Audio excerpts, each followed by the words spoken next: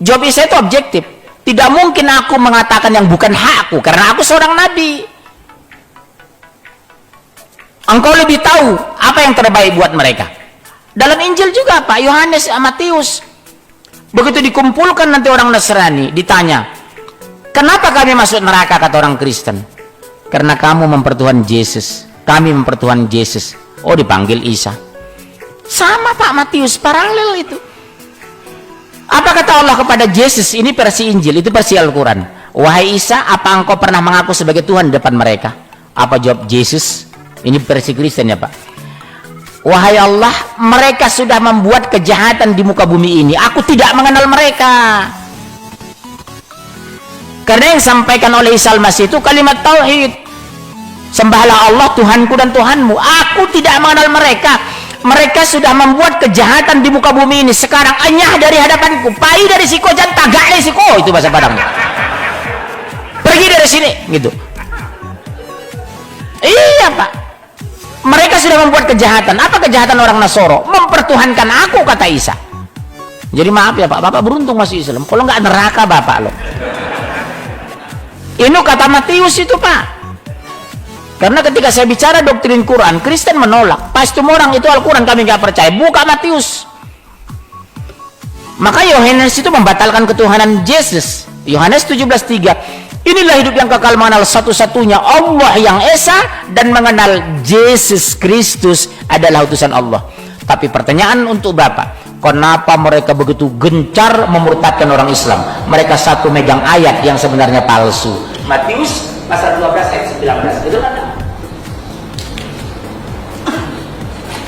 Di Matius mereka ini jadi doktrin pendeta ya, gereja.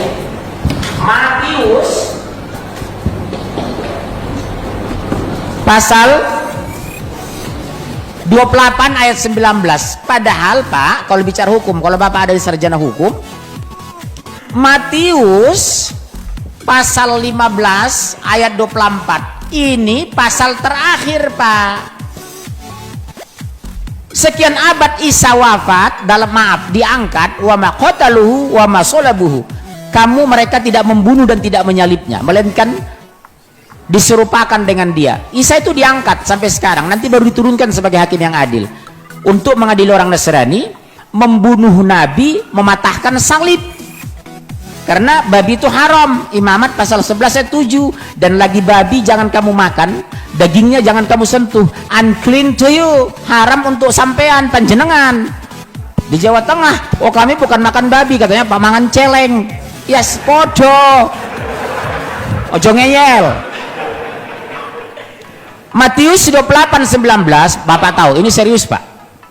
Bapak pasti bertanya, kenapa sih setiap Kristen pribadi misi, pribadi yang akan memurtadkan semua manusia muka bumi, mereka sangat yakin ini amanat agung Yesus. Apa isinya?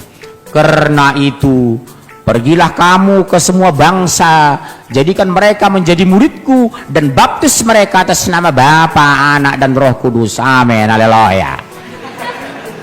Padahal secara hukum tekstual ini muncul setelah abad sekian. Ayat yang benar Matius pasal 15:24.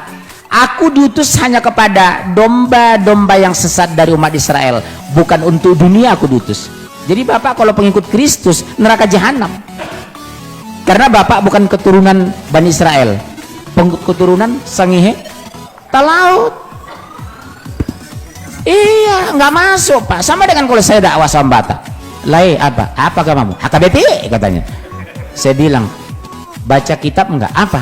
Matius pasal 15 ayat 24. Aku diutus hanya kepada domba yang sesat dari umat Israel, keturunan Bani Israel. Sementara kamu Bani Batak, kamu si Hombing, neraka kau.